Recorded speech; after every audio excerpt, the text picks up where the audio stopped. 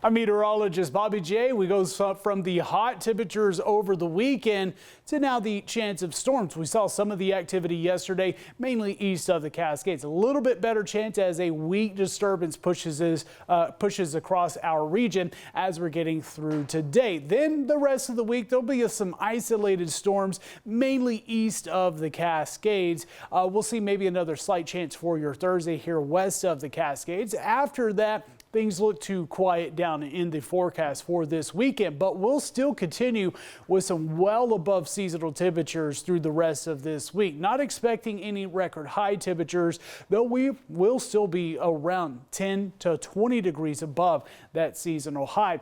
Slightly cooler as we're getting into the weekend and into the start of next week. Nothing too major as of yet, but maybe nearing some seasonal temperatures, which is what we'll see more of for today along the coastline, going from some record heat yesterday north and getting up to 95 degrees for the afternoon high, and parts of the coastline also getting into the 90s as well, to dropping to the 60s. Might even see some lower 70s a bit further north here for today, but a bit more cloud cover and some fog continuing through the morning hours. Here in the West Valleys, again, a chance for some afternoon storms developing. Highs slightly cooler than yesterday.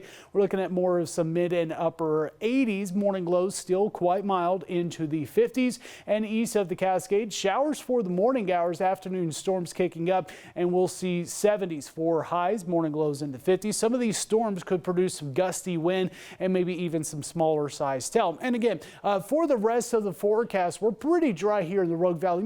Might have a few isolated storms into Thursday as that disturbance continues across our region.